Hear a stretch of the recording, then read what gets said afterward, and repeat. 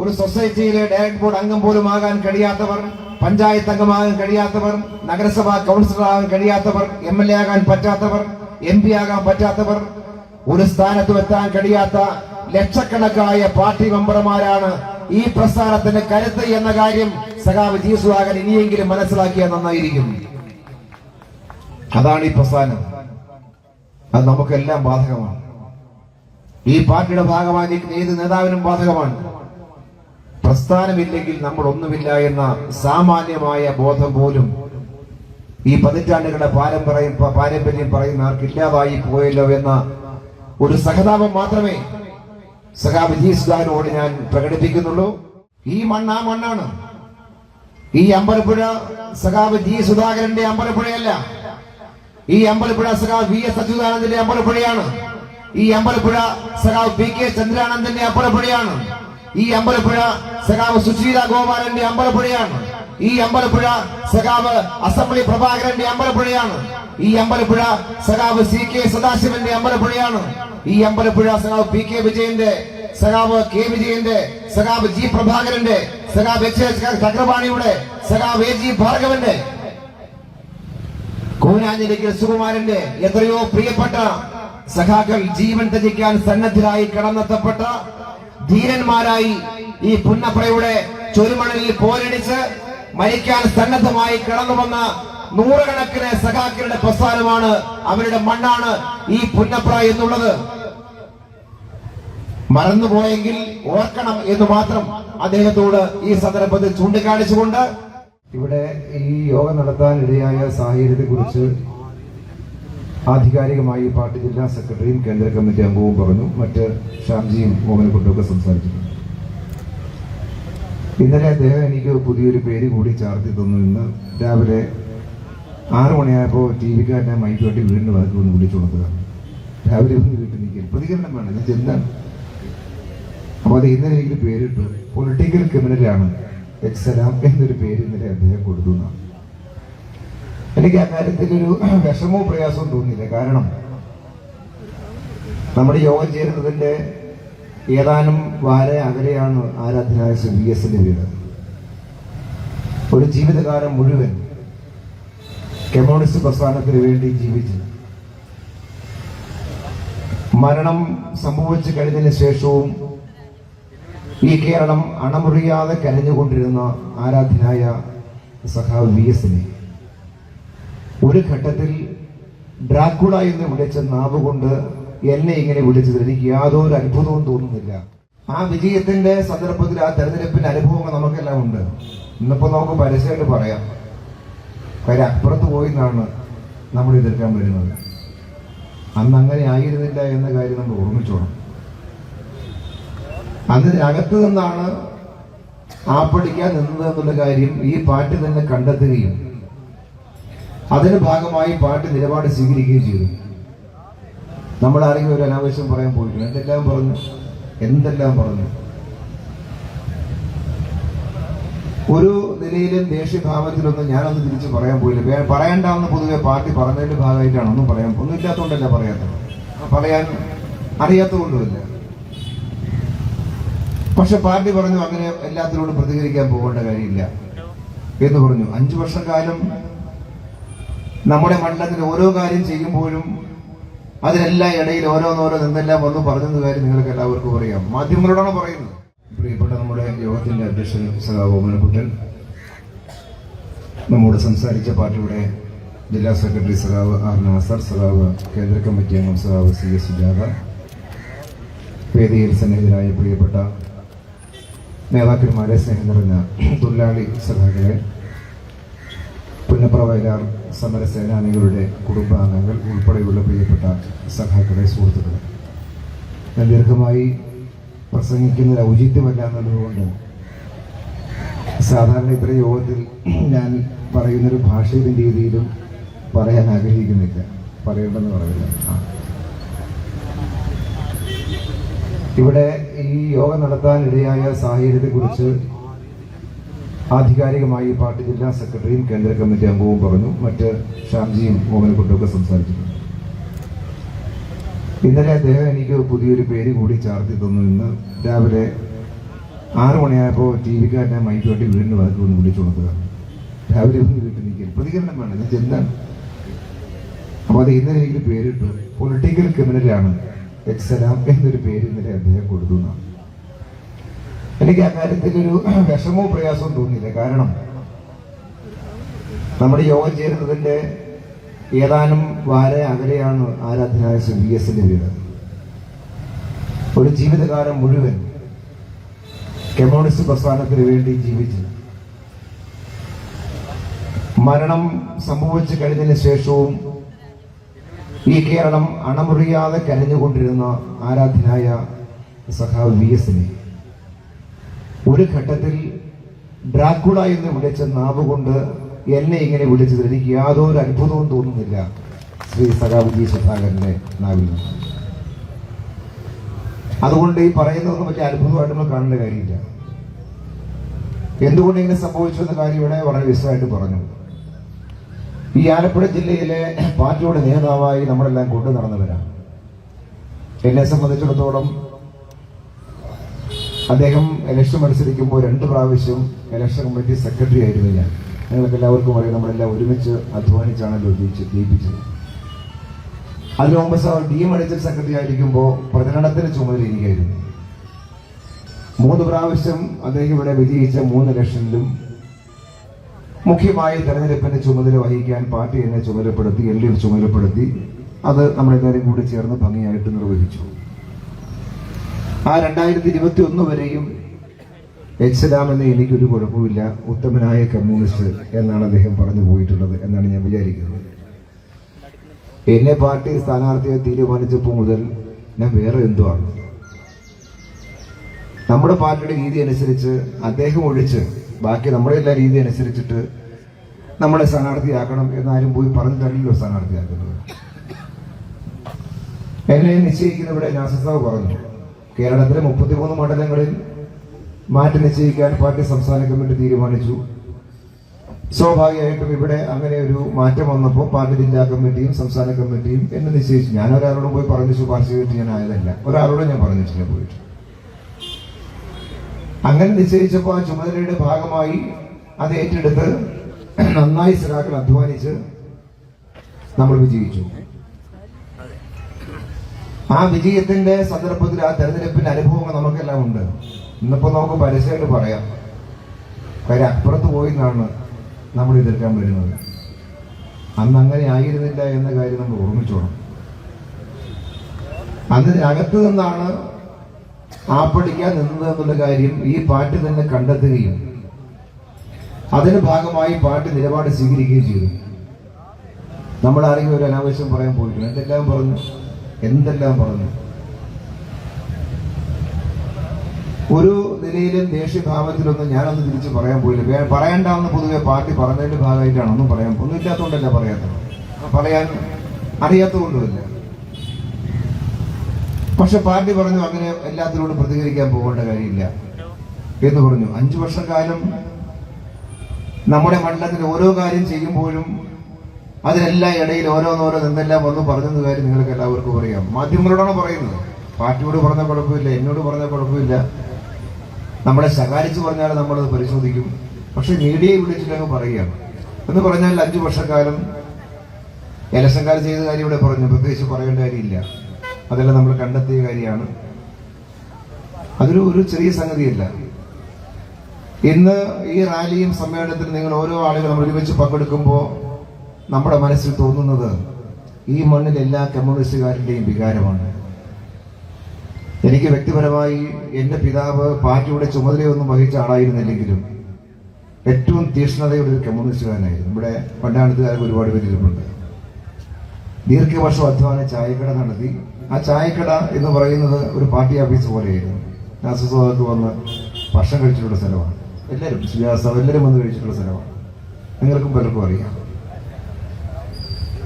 നമ്മൾ കമ്മ്യൂണിസ്റ്റ് ആകുന്ന അല്ലെങ്കിൽ കമ്മ്യൂണിസ്റ്റ് പാർട്ടിയോട് ഒരു ആകർഷണം തോന്നുന്നതിന്റെ അനുഭവം എന്ന് പറയുന്നത് ഒരു പാർട്ടി ഓഫീസ് പോലെ അണിയിച്ചൊരുക്കി എന്റെ പിതാവിന്റെ ചായക്കടയാണ്. ഇവിടെ ഷെർലിയൊക്കെ ഇരിപ്പുണ്ട്. മിക്കവാറും ഞങ്ങൾ ഒരുമിച്ച് ഗുരു ബാഗിലിരിക്കും. ഞങ്ങൾ ഒരുമിച്ച് അവിടെ കിടന്നുറങ്ങി. അവിടെ രാത്രി ഡെസ്ക് വെച്ച് പോസ്റ്റർ എഴുതി ഇത്തിരി എഴുതാൻ പഠിച്ച് ഞങ്ങളെല്ലാം കൂടി എഴുതി അവിടെ ഫാനിട്ട് ഉണക്കി ഈ പോസ്റ്റ് കൊണ്ടുപോയി DYFIയുടെ പോസ്റ്റ് ഒട്ടിച്ചൊട്ടിച്ച് ശീലിച്ചു വന്നവരാണ്. ആ ഹോട്ടലിന്റെ ചുവരിൽ എല്ലാ ആചാര്യന്മാരുടെ ചിത്രമുണ്ട്. ചായക്കടയിൽ അദ്ദേഹം പറഞ്ഞ പാർട്ടി ഹോസ്പിറ്റലിരിക്കുന്നു പറയുന്നത് കാർൽ മാക്സും എംഗൽസും ലെനിനും സ്റ്റാലിനും 4 പേരുടെ പടം ഒരു ഭാഗത്തുണ്ട്.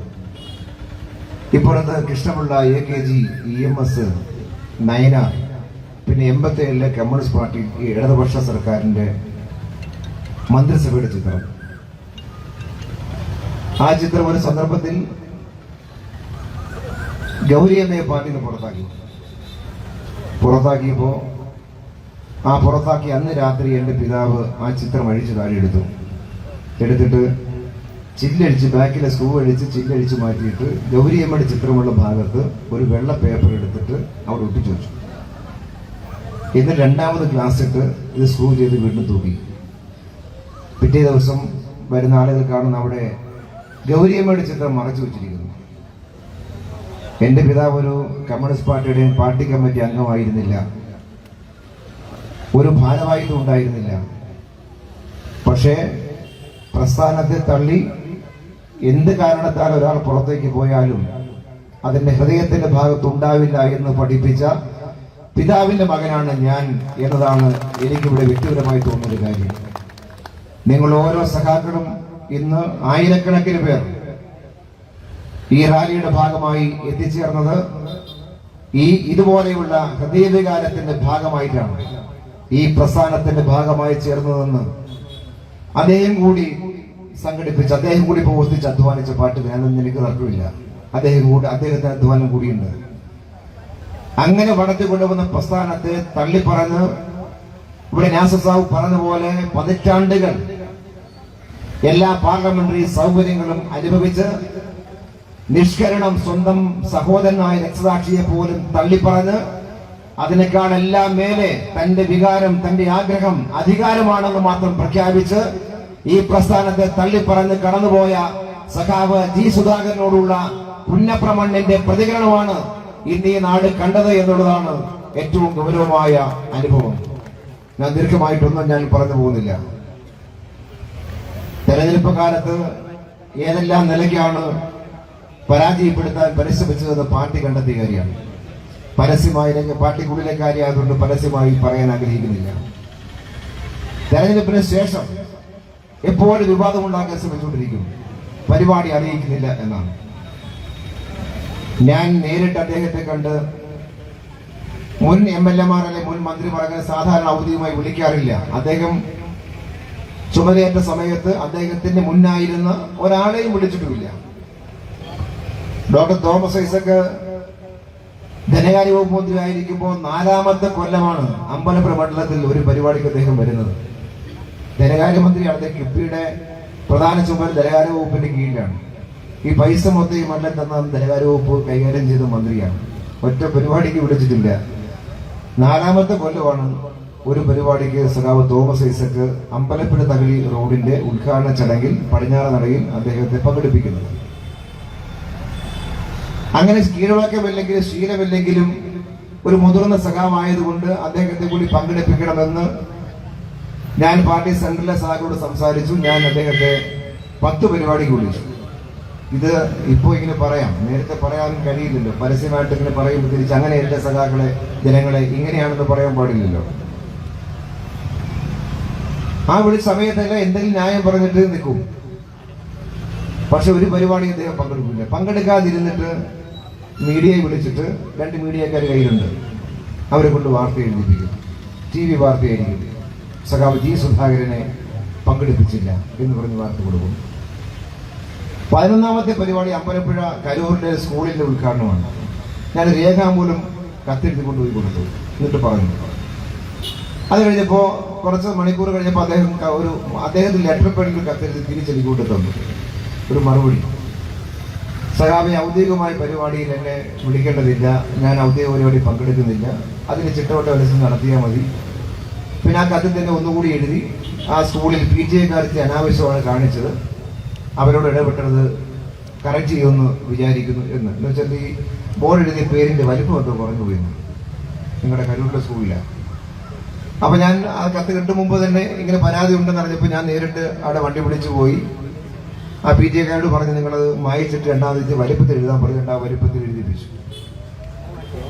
ഈ കത്ത് എന്റെ കൈവശിരിക്കുകയാണ്. അദ്ദേഹത്തിന്റെ പേരടിച്ച് ലെറ്റർ പേരിലൂടെ കത്ത് എഴുതി തന്നിരിക്കുകയാണ്. ഞാനിപ്പോ നിങ്ങളോട് പറയുമ്പോഴേ നിങ്ങൾ സഖാക്കൾ അറിയുന്നത് ഇങ്ങനെയാണ് ഈ പരിപാടി എന്നുള്ളത്. ഇതിന് ശേഷവും 2 പരിപാടികൾ, 2 പ്രധാന പരിപാടിക്ക് വിളിച്ചു. ഒന്ന് നാലുചിറ പാലത്തിന്റെ ഉദ്ഘാടനം. ഞാൻ തന്നെ നേരിട്ട് പോയി വിളിച്ചു, കത്തും കൊടുത്തു.